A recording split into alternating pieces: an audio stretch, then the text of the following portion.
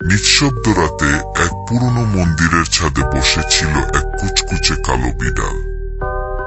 তার চোখ দুটো আগুনের মতো লাল, যেন সব গোপন কথা জানে। চারপাশে কুয়াশা, আকাশে বট গোল চাঁদ।